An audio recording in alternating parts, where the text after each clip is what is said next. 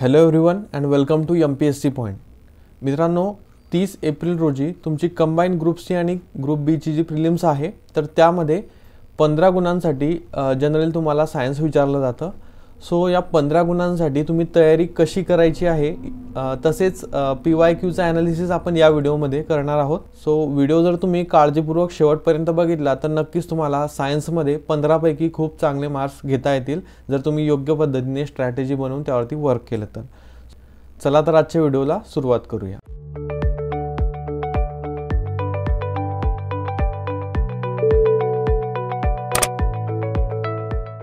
तर बघा, जेव्हा तुम्ही कंबाईनचा सिलेबस बघाल तर त्या सिलेबसमध्ये तुम्हाला असं मेन्शन केलेलं दिसेल की आता बेसिकली जनरल सायन्स असं आपल्या विषयाचं आपल्याला नाव दिलेलं आहे, म्हणजे सामान्य विज्ञान. सो आता आपण त्यासाठी कोणते बुक्स वाचावेत आणि सिलेबसमध्ये आपल्याला काय काय सांगितलेलं आहे ते प्रथम बघूया आणि त्यानंतर PYQs म्हणजेच कोणत्या विषयावर आपल्याला किती क्वेश्चन विचारलेले आहेत. म्हणजे आता बघा, सायन्स जर तुम्ही बघितलं तर बेसिकली त्यामध्ये 3 पार्ट असतात. एक म्हणजे फिजिक्स, दुसरं म्हणजे केमिस्ट्री आणि बायोलॉजी.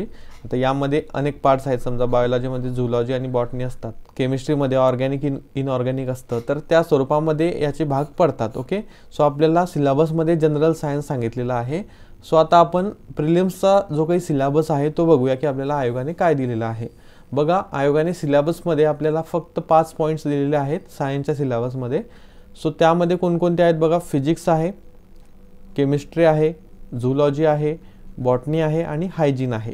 आता बघा, या घटकावरती आयोग आपल्याला दरवर्षी प्रश्न विचारत असतो. सो आता हे प्रश्न टॅकल करण्यासाठी आपण कोणते सोर्सेस यूज केले पाहिजे ते आपण प्रथमतः बघूया आणि त्यानंतर आपण ॲनालिसिस बघूया. तर यासाठी तुम्हाला कोणते पुस्तकं वापरावे लागतील ते सांगण्या अगोदर तुम्हाला एक छोटीशी गोष्ट मी सांगतो. बघा, आता सोर्सेस जे असले पाहिजे ते तुमचे स्टँडर्ड असले पाहिजे आणि कमीत कमी सोर्सेस असले पाहिजे की ज्याच्यातून आपल्याला एक ॲव्हरेज मार्क्स किंवा ॲव्हरेजपेक्षा थोडे जास्त मार्क्स घेता येतील. कारण सायन्स असा विषय आहे की ज्यामध्ये 3 ते 5 प्रश्न तुम्हाला डेफिनेटली माहीत नसणार आहेत आणि ते आयोग आपल्याला डिफिकल्टी लेवल त्यांची जास्त असतेच, त्यामुळे ते आपल्याला बऱ्याच वेळा सुटत नाही. तो तुम्ही कितीही जरी यामध्ये PhD केली किंवा तुम्ही जरी खूप मेहनत घेऊन खूप सारे बुक्स वाचली तरी ते तुमच्या काही फायद्याचं नाही. काही स्टँडर्ड बुक्स आहेत आणि अगदी मिनिमम बुक्स आहेत तेच वाचा आणि ते व्यवस्थित करून जा.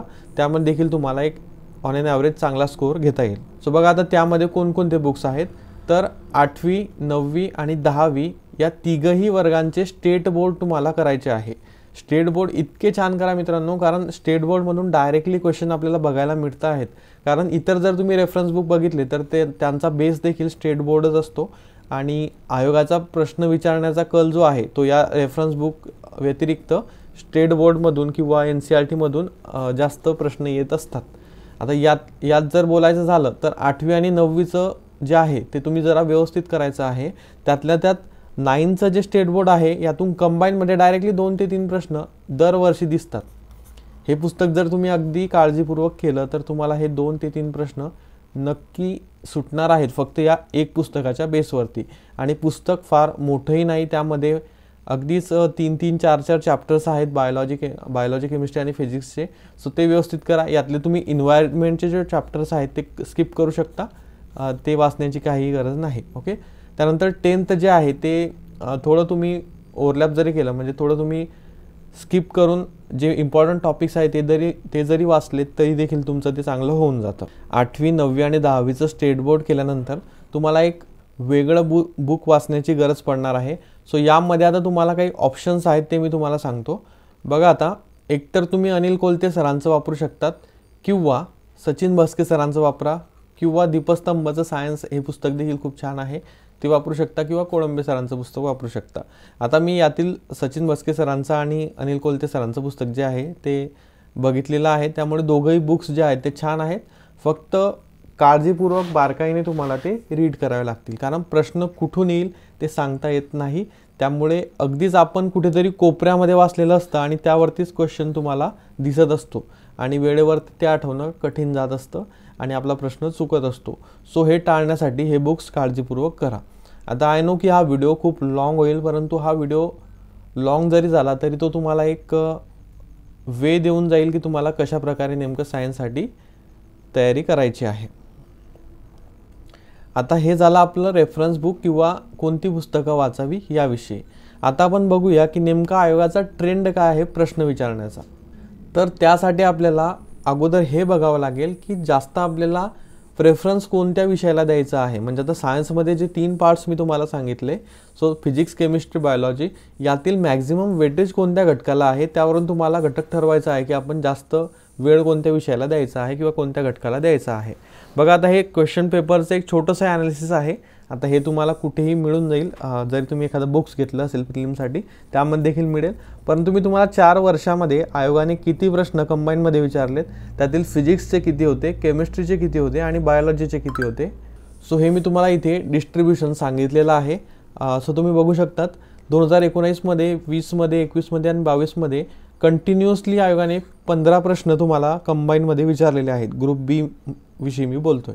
ओके, सो हे 15 प्रश्न तुम्हाला आयोगाने कंटिन्युअसली विचारलेले आहेत आणि त्यातल्या त्यात जे बायोलॉजीचे प्रश्न आहेत त्यांची संख्या देखील दरवर्षी सेम आहे आणि ती मॅक्झिमम आहे 9. ओके, म्हणजेच प्रत्येक वर्षी आयोगाने बायोलॉजीवरती जास्त प्रश्न विचारलेले आहेत, जे की 9 प्रश्न आहेत.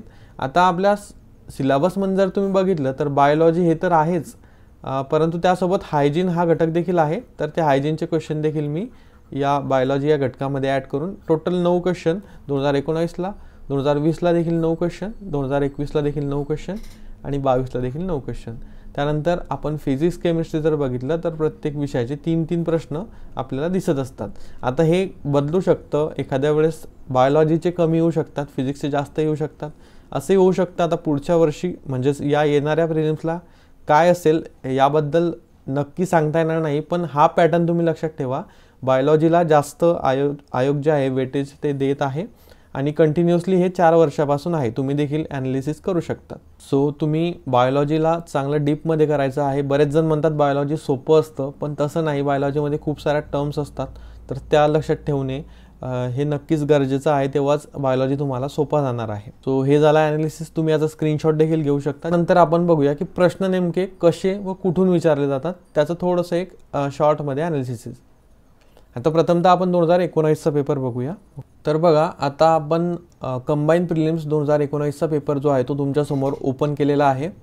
यामध्ये बेसिकली जे सायन्सचे 15 प्रश्न आहेत ते आपण बघूया आणि त्यांची उत्तरं कशा स्वरूपामध्ये द्यायला पाहिजे होती किंवा हे तुम्हाला कोणत्या पुस्तकामध्ये वाचायला मिळेल याविषयी देखील थोडी आयडिया मी तुम्हाला देणार आहे. ओके, बघा आता 71 नंबरचा प्रश्न आहे आपला. पावसाळ्यात आकाशात दिसणारे सुंदर सप्तरंगी इंद्रधनुष्य खालीलपैकी कोणत्या नैसर्गिक घटनांचा परिणाम आहे. आता बघा प्रकाश या टॉपिकवरती आयोग प्रश्न विचारत असतो. लाईट या टॉपिकवरती फिजिक्समध्ये नक्की प्रश्न येत असतो. सो हा लाईट टॉपिक, त्यानंतर साऊंड टॉपिक, तर यासारखे काही टॉपिक्स आहेत ते तुम्ही नक्की चांगल्या प्रकारे करून घ्यायला पाहिजे, कारण दरवर्षी त्यावरतीच एक क्वेश्चन आपल्याला बघायला मिळतो. ओके, आता हे टॉपिक लक्षात ठेवा. मी जसं जसं प्रश्न येतील तसे तुम्हाला सांगेन. तर इंग्लिशमध्ये बेटर अंडरस्टँड होईल तुम्हाला. बघा, beautiful rainbow seen in the sky in rainy season is the result of which of the following natural phenomenon. तर आपल्याला जो स्कायमध्ये रेनबो दिसतो रेनी सीझनमध्ये, तर तो कशामुळे दिसतो, म्हणजे कोणत्या फिनॉमिनॉनमुळे दिसतो असं विचारलेलं आहे. बघा आता तुम्ही सर्व शब्द ऐकले असतील, रिफ्रॅक्शन, डिस्पर्शन, इंटरनल रिफ्लेक्शन, परंतु एक्सटर्नल रिफ्लेक्शन तुम्ही तरी आणि मी तरी कुठे ऐकलेलं नाही. ओके, त्यामुळे हा ऑप्शन एलिमिनेट करून द्यायचा आणि डायरेक्टली उत्तर द्यायचं की ए, बी आणि सी ओनली. सो हेच तुमचं करेक्ट उत्तर येईल. ओके, म्हणजे रिफ्रॅक्शन, डिस्पर्शन आणि इंटरनल रिफ्लेक्शन यामुळे सप्तरंगी इंद्रधनुष्य आपल्याला दिसतो. त्यानंतर पुढचा प्रश्न बघा, साऊंडवरती विचारलेला आहे. जसं की मी तुम्हाला सांगितलं, काही टॉपिक जे आहेत ते आयोगाचे फेवरेट टॉपिक आहेत, सो ते तुम्ही करून जायचं आहे. खालीलपैकी कोणती विधाने दोन्हीसाठी बरोबर आहेत. म्हणजेच आपल्याला साऊंडविषयी काही स्टेटमेंट दिलेली आहेत, तर ती कोणती बरोबर आहे आपण इंग्लिशमध्येच रीड करूया. पहिलं स्टेटमेंट आहे sound waves are transfer waves. तर साऊंड वेव्ह ट्रान्सफर आहेत का? नाही. Sound wave are longitudinal waves. म्हणजेच हे विधान इथं चुकीचं होऊन जातं, कारण हे ट्रान्सफर्स दिलेलं आहे. त्यानंतर पुढे दिलेलं आहे ऑडिबल साऊंड वेव्ह ह्या frequency range of 20 kHz and above. म्हणजेच जे साऊंड आपल्याला ऐकू येतात तर त्यांची फ्रिक्वेन्सी 20 kHz आणि त्याच्यावर राहते. तर असं नसतं बघा, 20 Hz आहे, 20 kHz नाही. किलोहर्ट्ज खूप आहे. ओके, सो हे देखील चुकीचं होऊन जातं. त्यानंतर sound waves require medium for propagation, म्हणजे साऊंड जर आपल्याला पास करायचं असेल तर त्यासाठी माध्यमाची गरज असते कारण आत्ता मी जर तुमच्याशी बोलत आहे तर एअर हे एक माध्यम आहे. ओके, सो हे माध्यमाच्या मुळे आपल्याला साऊंड जो आहे तो ऐकू येतो. त्यानंतर non periodic sound wave are termed as noise, म्हणजे जे साऊंड वेव्ह या स्वरूपामध्ये असतात, कुठे कमी कुठे जास्त, त्याला आपण नॉन पिरियॉडिक म्हणतो आणि ते नॉईज असे म्हणतात. तर हे देखील बरोबर आहे. म्हणजेच इथं काय विचारलेलं आहे आपल्याला, ट्रू विचारलेलं आहे.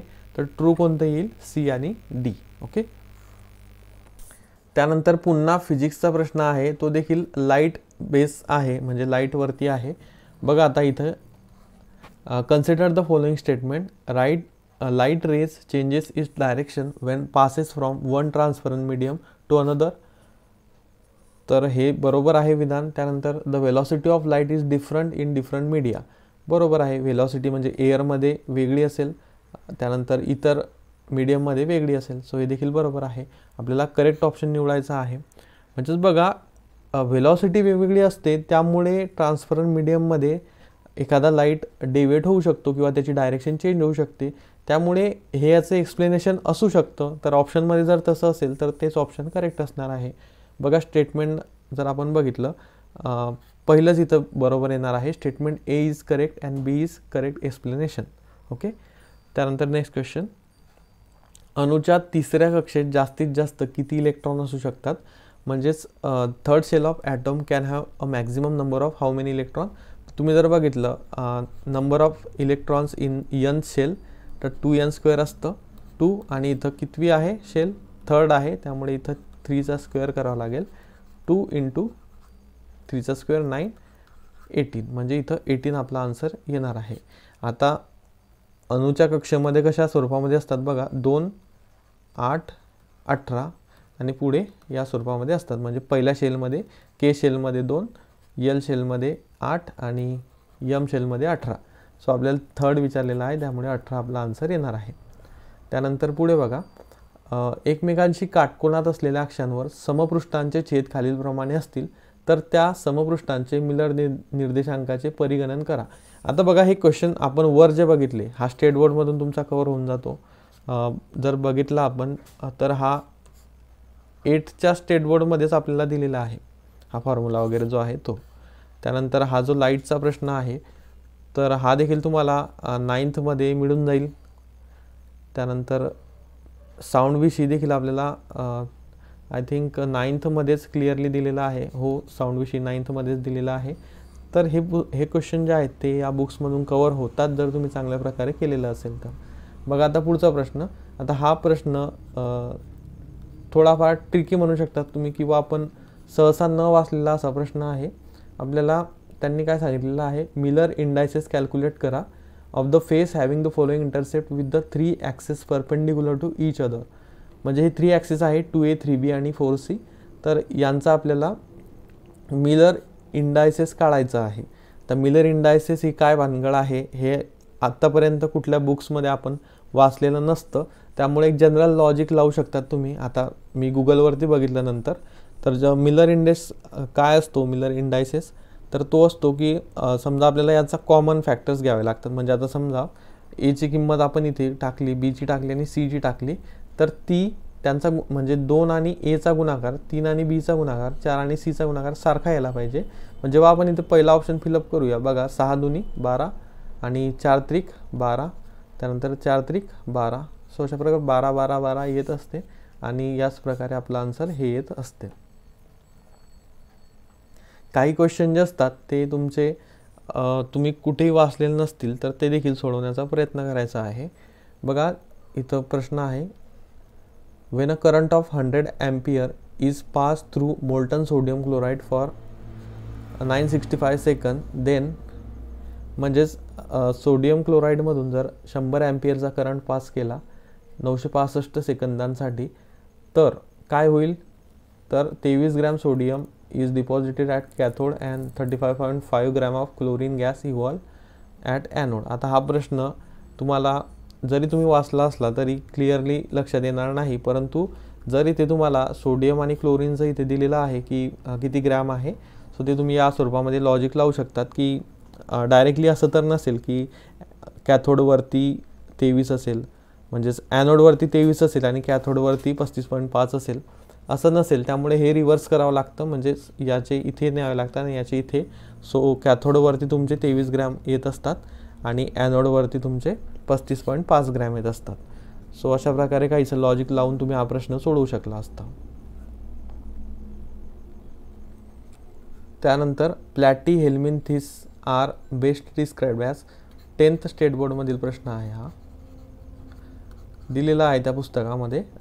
पार्ट 2 जे आहे ते प्लॅटी हेल्मिन्थिस आर बेस्ट डिस्क्राइब्ड ॲट काय म्हणतात त्यांना, flatworms, triploblastic coelomate animals. Okay. त्यानंतर द्विविभाजनासाठी अमिबाला किती जनक पेशींची आवश्यकता असते, म्हणजे how many parent are required during binary fusion of amoeba. तर अमिबा जो आहे तो एक पेशीय प्राणी आहे, त्यामुळे त्याला एकच सेल लागते डिवाइड होण्यासाठी, बायनरी फ्युजनसाठी. ओके. त्यानंतर कुपरच्या पेशी कुठे आढळतात, तर लिव्हरमध्ये आढळतात. Kupffer cells are found in the livers. Okay. त्यानंतर कीटकनाशकाचा, आता हे तुम्ही समजा हा प्रश्न तुम्हाला एखाद्या रेफरन्स बुकमध्ये किंवा भस्के सरांच्या पुस्तकामध्ये देखील हे मिळून जाईल. ओके. त्यानंतर अमिबाचा प्रश्न हा तर स्टेट बोर्डमधून देखील तुमचा कव्हर होऊन जाईल. त्यानंतर कीटकनाशकांचा वापर करताना खालीलपैकी कोणत्या बाबींचा प्रामुख्याने विचार करावा. आता बघा, या स्वरूपाच्या प्रश्नामध्ये एलिमिनेट करायचं आहे. समजा कीटकनाशकाचा रंग बघून काही फायदा आहे का, तर हा ऑप्शन इथेच एलिमिनेट होऊन जातो, कारण रंगाची काही आवश्यकता नाही विचार करण्याची रंगाविषयी. त्यामुळे उर्वरित ऑप्शन जे असतात ते आपलं उत्तर असू शकतात, फक्त एकदा वाचून घ्यायचं आहे. त्यामुळे इथे ऑप्शन नंबर 3 हा करेक्ट येईल.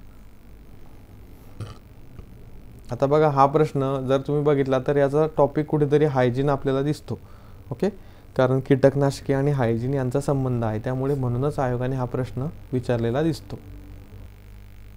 त्यानंतर सेम क्वेश्चन बघा, आपल्याला एलिमेंट आणि त्याचे फंक्शन्स दिलेलं आहे प्लांट्समधील. ओके. सो कोणतं इनकरेक्टली दिलेलं आहे ते आपल्याला बघायचं आहे. बघा, आता nitrogen component of nucleic acid, protein, hormones and coenzymes हे बरोबर आहे. मॅग्नेशियम कंपोनंट ऑफ क्लोरोफिल हे देखील राईट आहे. Phosphorus component of nucleic acid, ATP, सम कोइन्झाइम्स हे देखील बरोबर आहे. आणि सल्फर जे आहे कंपोनंट ऑफ न्यूक्लिक ॲसिड, तर हे चुकीचं आहे. सल्फर हा न्यूक्लिक ॲसिडचा कंपोनंट नाही, त्यामुळे ही जोडी जी आहे ती चुकीची पेअर केलेली आहे. त्यानंतर 82 नंबरचा क्वेश्चन, डॅश डॅश हे सूक्ष्मजीवाणू एकदल वनस्पतीमध्ये असहजीवी नत्र स्थिरीकरणास उपयुक्त आहे, तर अझोटोबॅक्टर हे आहेत. आता हा प्रश्न डायरेक्टली तुम्हाला पाठ असायला हवा होता आणि बऱ्याच जणांनी याचं उत्तर त्यावेळेस रायझोबियम आणि अझोटोबॅक्टर असं केलं होतं, दोन्ही 1 आणि 2, पण ते उत्तर नसून अझोटोबॅक्टर हे फक्त उत्तर आहे. जास्त पौष्टिक अन्नपदार्थ शरीरास डॅश डॅश प्रदान करतात. आता जर तुम्ही न्यूट्रियन डेन्स फूड घेतलं तर तुम्हाला काय होणार आहे, इथं बघा, आता लॉंग ऑप्शन बघा, त्यानंतर पुन्हा आपल्याला ब्रॅकेटमध्ये दिलेला आहे, त्यामुळे मोस्ट ऑफ दी आपला आन्सर ऑप्शन नंबर 2 असलं पाहिजे. सो तेच वाचून घ्यायचं. बघा, substantial amount of vitamins and mineral are relatively few calories, म्हणजेच तुम्हाला विटॅमिन्स आणि मिनरल्स मिळतील परंतु कॅलरीज कमी मिळतील. ओके. म्हणून आपला ऑप्शन नंबर 2 करेक्ट असणार आहे. त्यानंतर पुढचा प्रश्न, डॉट्स कार्यक्रम DOTS. बघा, आता हे तुम्हाला 8च्या स्टेट बोर्डमध्येच मिळून जाईल. कुठल्या राष्ट्रीय कार्यक्रमाचा महत्त्वाचा भाग आहे, तर डॉट्स कशाशी संबंधित आहे, तर TBशी संबंधित आहे, म्हणजे ट्युबरक्युलोसिस संबंधित आहे. सो हेच तुम्ही आन्सर इथे ऑप्शन नंबर 3 तुमचं करेक्ट येईल. त्यानंतर खालीलपैकी कोणते रासायनिक पदार्थ चेता संवेदना वाहक म्हणून प्रमाणित केलेले आहेत. आता बघा इथं, which of the following chemical substances are authenticated as neurotransmitters. आता न्यूरोट्रान्समिटर हे देखील तुम्हाला स्टेट बोर्डमध्ये दिलेलं आहे आणि कुठल्याही अदर बुकमध्ये देखील तुम्ही ते रीड करू शकतात, पण आपल्या वेळेवर एवढं लक्षात राहत नाही की नेमकं कोणतं आपण वाचलं होतं. ओके. सो याचा आन्सर तुम्ही काहीतरी लॉजिकने किंवा कुठेतरी काही रिमेंबर होत असेल किंवा अशा स्वरूपाचा प्रश्न तुम्ही स्किप देखील करू शकतात. सो आता याचं उत्तर जे आहे ते आपण बघूया. बघा, न्यूरोट्रान्समिटर कोणते आहेत, तर ॲसिटिकोलिन आणि गॅमा अमिनोब्युटिरिक ॲसिड, त्यानंतर डोपामिन आणि नोरॅड्रेनालिन हे आहेत. म्हणजे A आणि B इथं बरोबर येणार आहे, म्हणून ऑप्शन नंबर 3 आपला इथे करेक्ट येणार आहे. तर अशा प्रकारे हे 2019 मध्ये विचारलेले सायन्सचे प्रश्न आहेत. आत्ता पुढे 2020, 2021 आणि 2020, 2021 आणि 2022चं जे ॲनालिसिस आहे ते आपण एका नेक्स्ट व्हिडिओमध्ये बघणार आहोत, कारण हा व्हिडिओ खूप लॉंग झालेला आहे. बट आय नो की तुम्हाला हा व्हिडिओ हेल्पफुल नक्कीच ठरणार आहे. तर लवकरच आपण पार्ट 2 याचा टाकूयात आणि त्याचा नक्कीच तुम्हाला फायदा होईल. एक बेसिक तुम्हाला गायडन्स म्हणून हा व्हिडिओ असेल आणि पुढचा देखील मी लवकरच टाकेल. फक्त या व्हिडिओला तुमचा रिस्पॉन्स मला बघावा लागेल. सो तुम्हाला जर हा व्हिडिओ आवडला असेल तर लाईक करायला विसरू नका, कारण तुमची एक लाईक माझ्यासाठी खूप मोटिवेशन देणारी असते. सो तुम्हाला जर हा व्हिडिओ आवडला असेल लाईक करा आणि चॅनलला जर अजून सबस्क्राईब केले नसेल तर सबस्क्राईब करा. Thank you for watching.